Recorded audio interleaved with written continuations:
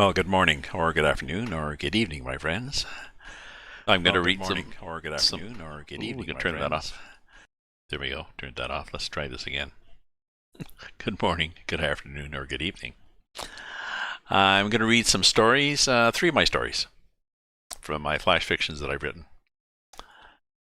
Just to see what you think of them. I've read from some various novels in here, some chapters to see what people think. So this is probably what the kind of stories I'll initially do in my podcast. If you want more information, you can look at my website, mikeyoung.ca there. So let's get on to the stories. The first one is called Anger Management. I wrote it in 2015. It was a prompt from another site that quoted Stephen King as saying that an opening line in a story should invite the reader to begin. It should say, "Listen, come in here. You want to know about this." So the challenge was to focus on opening lines. We were given 5 choices. I liked the one I picked, so you'll hear it at the beginning of Anger Management. When he awoke and looked around, nothing in the room seemed familiar. It was a tiny room with little more than a narrow bed, a battered armchair, a sink and hot plate in the corner. A typical rooming house setup, and judging by the worn rug, the noise from the other rooms, and the smell, not a very fancy rooming house. Scott moaned, rubbed his eyes, and sat up. As he looked around, it started to come back to him. Yes, this was his little hovel. His life consisted of this place, a job delivering flyers, and the occasional evening at the local pub, which is where he must have been last night, although this didn't feel like a normal hangover. Why this damn blank? Some lowlife must have drugged him at the bar. He felt a sudden surge of anger, clenching his fist. Then it was gone, just as suddenly replaced by calmness. He made himself a coffee on the little hot plate, managing to burn his finger in the process. He was briefly tempted to hurl the cup across the room, but decided to just sit and relax in his lumpy armchair. He was pondering these strange mood swings when there was a knock on the door and a head peeked in. "Scott, you up? Are you okay?" Scott stared for a moment and then smiled. Dan, that's who it was, his friend. "Sure, come on in. Just trying to recover from last night. Did we party too much?" Dan shook his head. "You don't remember, do you?" "Hmm. Well, at any rate, this feels more like drugs than alcohol," said Scott. Dan sighed. "Well, it was drugs. From your implant. Feel the back of your neck." Scott reached up. Damn, there was a lump there. Something foreign. "What the hell is this?" "It's a mood manager," said Dan. Scott scowled. "Well, whatever it is, I don't like it and I want it out." He grabbed at his neck and then paused and sat back. "Or not. Wow, this is weird. I keep getting angry and then it fades." "That's how it works," said Dan. "That's why the courts use it. Rather than lock up the violent, they just use this to manage them." "And I was violent?" Dan looked uncomfortable. "Very, but now you're fine."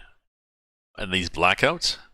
"Well, supposedly if the system has to give you too many shots in a day, then it gives you a different dose that night to reset things, with this annoying side effect." "Supposedly," said Scott. "Well, you just got this implant last week. I was there when the judge ordered you to be fitted with it. They block out some of your past too, unfortunately, but I guess it's better than being in a cell. At any rate, this is your first blackout, but you're good now. Come on, I'll buy you breakfast." Over the next few days, Scott got used to the little jolts his implant gave him. On the whole, he even felt calmer each day, with less outbursts of anger. And the few times he did blow up, like when that asshole had backed right into his car, the resultant shot from his device had been positively euphoric. However, there still was some rage, as if his outbursts were too fast for the system to respond right away. The best one had been when he and Dan were jumped by 3 thugs on their way back from a bar. He managed to flatten 2 of their assailants before he mellowed out and stood there beaming, awash in happy feelings. Luckily, the third attacker had fled. "Wow, you sure can move fast," said Dan. "But I'm not sure your mood manager is working right. Are you okay now? Can you make it home?"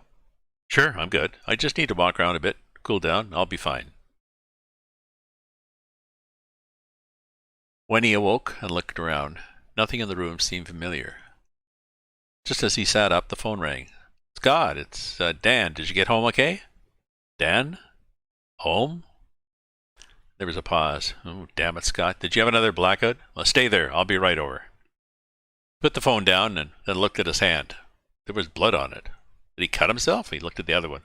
Blood, too. Dried and not his, as far as he could tell. He took a deep breath. It was coming back. The implant, his anger. Walking home alone last night, stalked by someone, then the rage, and the calm. By the time his friend arrived, he'd cleaned off the blood and stuffed his spattered t-shirt back in the trash. Thanks for stopping by, he said, but I'm really okay. Dan was concerned that the implant needed to be checked, but Scott managed to calmly convince his friend that all was okay. He'd never felt better. And it was true. Maybe the device had actually modified his behavior, but whatever had happened, his days went quite smoothly now. No flares of anger, no confrontations. His boss was pleased with his improved attitude and had given him a small raise and was talking about a promotion, which would mean enough cash for a real apartment and perhaps even some new clothes. Scott focused now on carefully finding opportunities for specific instances of rage and then the subsequent after effects, like a fine wine to be savored. He tried to keep this all from his friend, but Dan was getting suspicious. They'd been out for dinner, Scott's treat, and head back to his place to share a bottle of wine. I still think you need to check up with the doctors on this, said Dan. There seem to be some glitches. Scott glared at him. Don't worry, it's working fine. I'm not convinced, said Dan. I don't think you're being that objective here. Maybe I need to tell them myself. Scott carefully put down his glass. This would not do. He could feel the rage building. When he awoke and looked around, nothing in the room seemed familiar, except Dan's dead body. The end. So hopefully you liked that one. Let's see. For our next one, I'm going to read The Girl Who Surfed Tsunamis.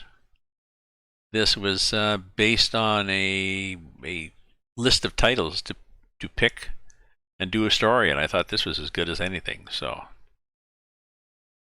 this, like the other one, this one's just over 1,200 words.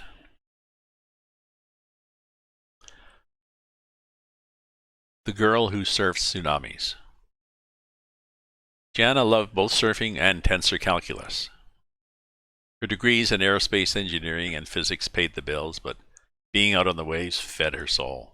Such as right now, as she and Jason sat off the coast of Santa Cruz, bobbing on their boards, hot sun on their backs, waiting for the next big one. This is the life, he said. I could do this forever. Well, for a few years anyway, she said. But then what? Well, then we surf the world, he said. Catch all the great waves. Follow the best ones from season to season, country to country, forever. She laughed. There you go with that forever shit again. Things change. People change. Time marches on, sweetie. Come on, let's grab this wave. Start paddling. She'd met Jason while she was doing graduate work. He worked part-time in the campus bar and gave surfing lessons, and as it turned out, she was a natural at surfing. Maybe it was her high school gymnastics, maybe her studies in fluid dynamics, whatever it was, she was good. Jason was not nearly as driven and focused as her, not her typical type, but they hit it off, and within a month had moved in together. She was still balancing several research projects and working on her doctorate, but Jason was just the kind of break she needed to help her focus. And that focus paid off. One of her research projects attracted the attention of a private aerospace company, and they paid her a huge amount of money for her idea, along with a request to accept a senior research position with them.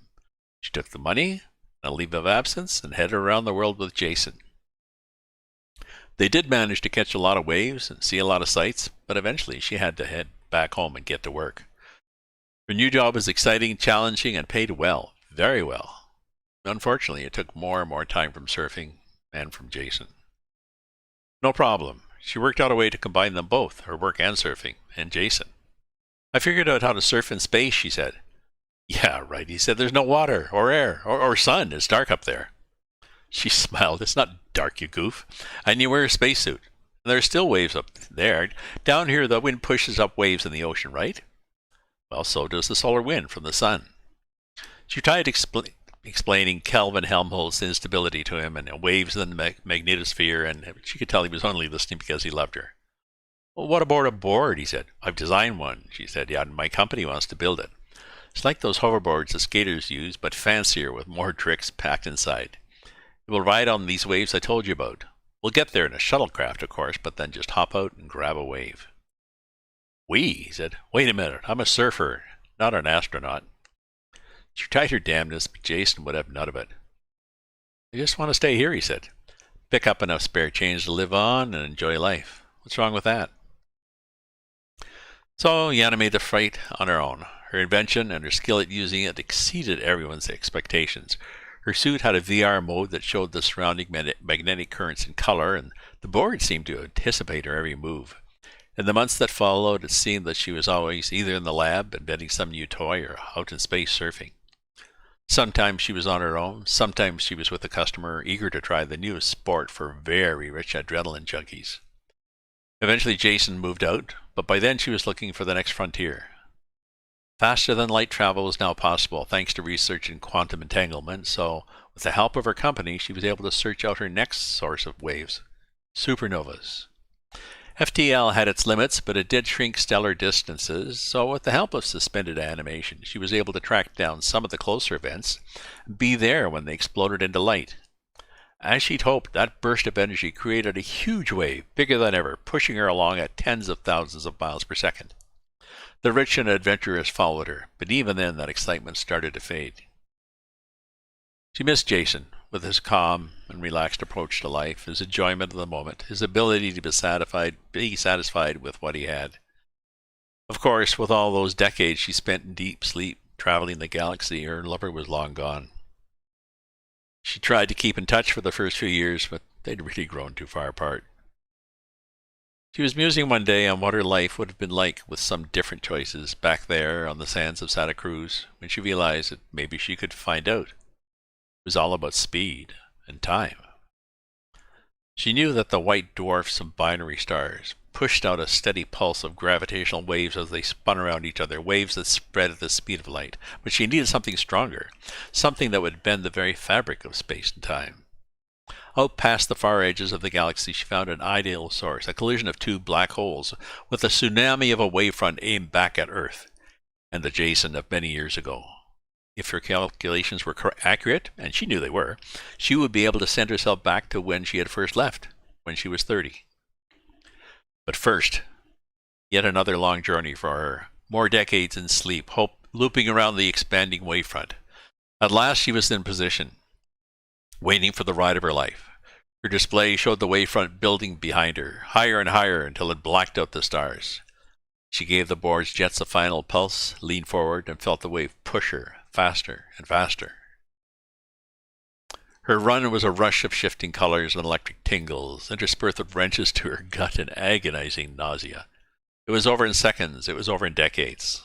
She woke up on a beach, sprawled on her stomach, sand in her mouth, no board, no suit, just sun, sand, water, and the cry of a distant gull. The shoreline looked pretty wild, but this could be the park just up the coast. She just needed to hike back south a bit. But was this the right time? Something caught her eye, poking above the tree line, like a long neck. An animal of some sort? As she stared, it resolved itself into just a tall tree. Not a brontosaurus. That was good. She turned and looked out to sea. Definitely looked like the Santa Cruz surf. Farther out she could see a ship. Two, in fact. Sailing ships. As she watched, there was a puff of smoke from one, then the distant boom of a cannon. The end. Now for my third story, I think I'm going to do, one about a kid. Something different. This one was a challenge just to write a story about a pair of glasses.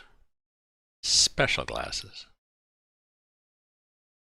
And, strangely enough, it's called The Glasses.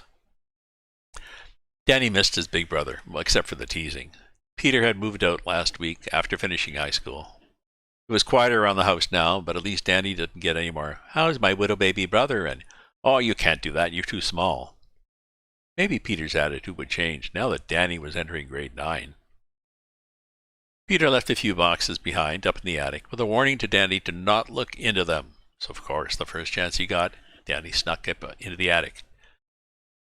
He assumed today's heavy rainstorm would keep Peter at his place down the street.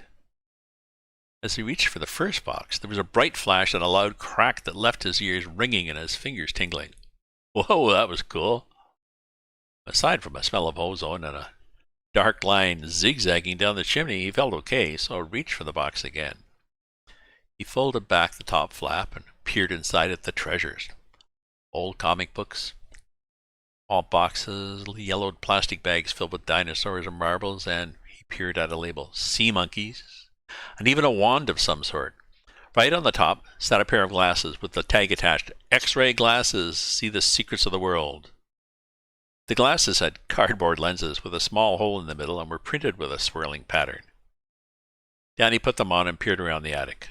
The things did look a bit different, even in the dim lighting, but it was hard to tell. He tried them out downstairs. When he looked around the bright kitchen, it was definitely different. He could actually see inside the fridge and the cupboards. It was dizzying at first, but soon he learned how to zoom in and out, just sort of by squinting. Wow, this is amazing, he said. What's that, dear? He turned his head as his mum walked in. Oh, no, naked. Gross. Danny snatched the glasses off and shoved them in a pocket. But those look weird, she said. Let me guess, one of Peter's treasures. He used to send away for them all the time. Don't worry, I won't snitch. But speaking of Peter, I saw a lot of flashing lights down the street toward his place. Maybe the storm took down a tree or something. It's clearing up. Why don't you walk down and check it out? Danny nodded. He had to get out of the house. As he approached all the lights, he didn't see any trees down or power lines snapped, just a lot of fire trucks and city workers. And Peter. Hey, Squirt, ready for high school yet? Danny twisted away as Peter tried to ruffle his hair. What's happening here, Peter? Smith's kid, Timmy, has fallen down a storm drain. Squeezed through the opening while chasing a kitten, I heard. They looked down the hole, but he's not down there anymore. The city map showed the drain starts here and runs away from us to the east. It's a long block before the next opening, but no sign of him yet. Maybe he's gone farther. They're still trying to open the jam covers so they can climb down. Danny took a step closer, but Peter grabbed his shoulder. Well, stay here, Squirt. You'll only get in the way. I'll check it out and let you know what happened. Once Peter had left, Danny put the glasses back on. Cool. He could see all the parts inside the trucks and fire engines. He was careful to not look at any city workers. Them naked would be worse than his mum. He looked down at the pavement at his feet and probed carefully. Gravel and wires, small pipes, rocks, more gravel, then a darker shadow, like a bigger pipe. Big enough for a small kid, heading the other way. He carefully followed the image along the side of the road until he came to a drain cover. He took off the glasses, bent down, and called through the grating. Hello? Anyone there? There's a faint meow. Timmy? Oh, help me. I fell down and can't get out. I was chasing Mittens. There was a pause. I found her, but she's all wet. So am I. I'm cold. Danny stood up and yelled for his brother. Peter, over here, quick. Peter walked over, a frown on his face. What is it? Did you get water in your shoe? Where did you get those glasses? I told you to leave my stuff alone. You're too little. Danny stomped his foot. I am not little anymore. Stop calling me that. I think I found him.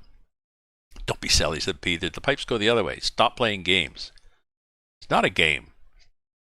Now be quiet, just for once, and listen. He bent down again and called. Timmy?